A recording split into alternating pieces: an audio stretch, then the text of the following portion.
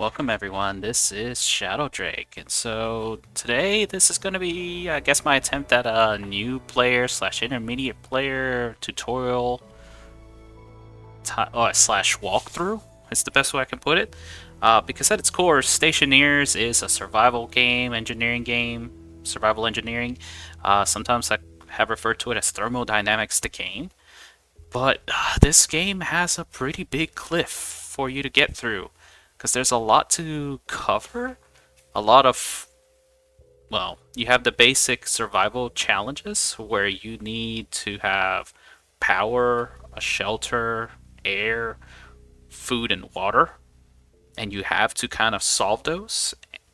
And when you're out in space, there's not a really easy way to do that. So, a good chunk of the problems are actually mostly self-made.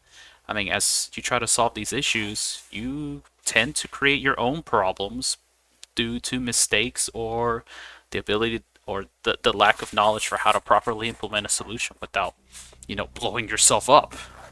I mean, if you haven't blown yourself up in this game at some point, then you're probably not taking enough risks or you haven't gotten very far. But so anyways, I'm going to target this towards new players and intermediate players.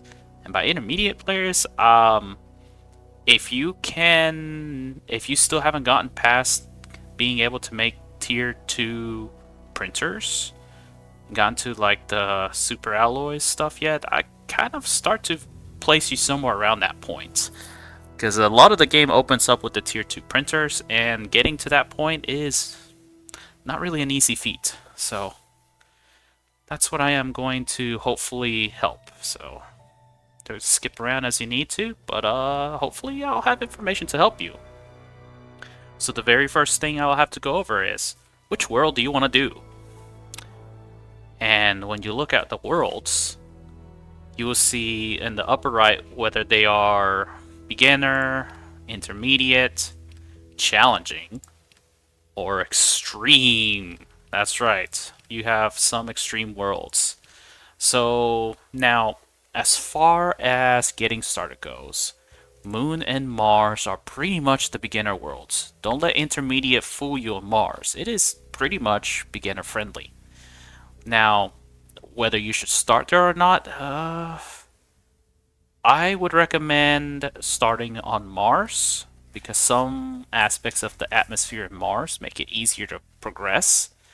But now, if you are completely brand new, that you tried the tutorials, they didn't really help you very much, and you still don't have a hang for the controls, I would recommend just jumping into the Moon on easy difficulty. Get familiar with the controls, building, placing things, and just kind of, I would say probably to at the point that you have made your furnace and can successfully cook steel. At that point, I would say you're probably experienced enough to not let the quote intermediate of Mars affect you.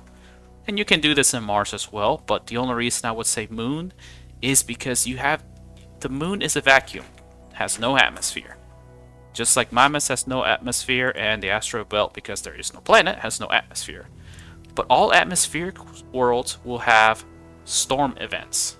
Mars will have dust storm events, Europa snowstorm, Vulcan ash, and Venus dust storm. Interesting. That used to be acid rain, but I guess they changed that. Uh, and the first storm will hit around day 8. So by day 7, you need to absolutely make sure that everything from your lander is either inside or bolted down. Inside, I mean inside a habitat.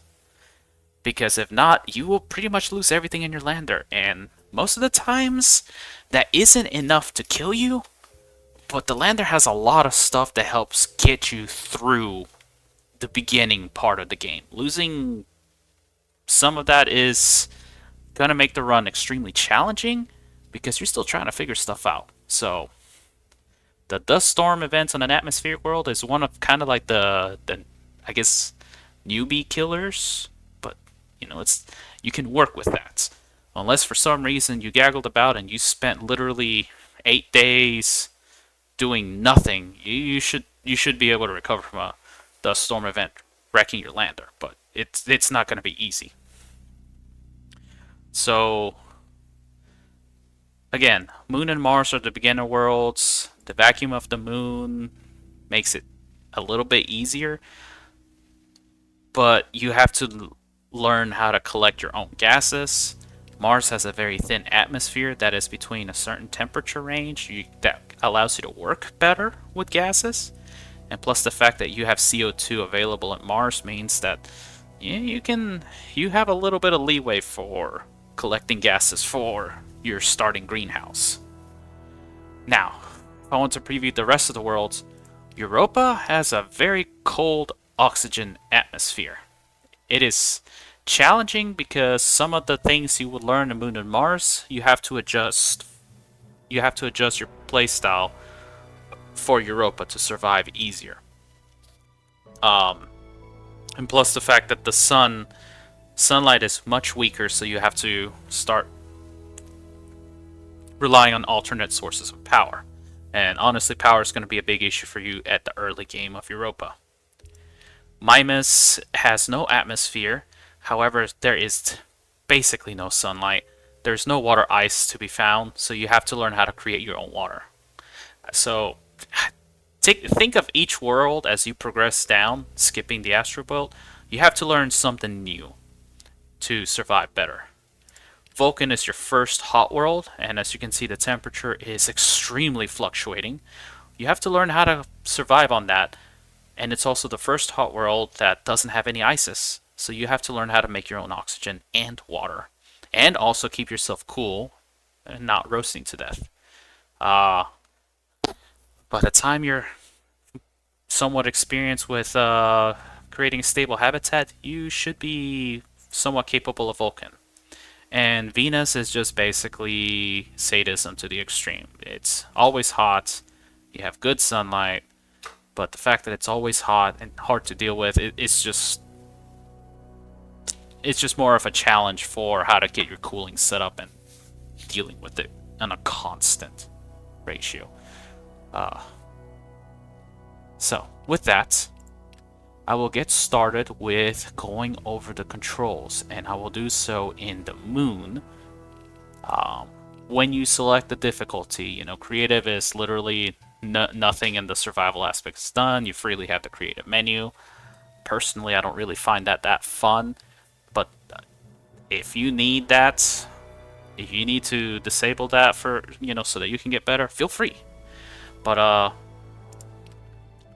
I would recommend that you start on easy first to get a handle of the controls, the building, and then after you get a decent handle on that, capable of building a furnace and stuff, go to normal. The reason for that, in my opinion, easy allows you to eat and drink through your spacesuit. Therefore, you don't have as much of an incentive to actually build a habitat for yourself. In normal, you can no longer eat and drink through your helmet, so that means you do need a safe habitat. And honestly, I kind of would recommend that to really guide you to wanting to make sure you have a habitat. So, not really focusing the habitat is honestly makes the game a lot harder for you, especially as you go to the harder worlds. So, before we continue on, let's go to easy and let's start with the controls.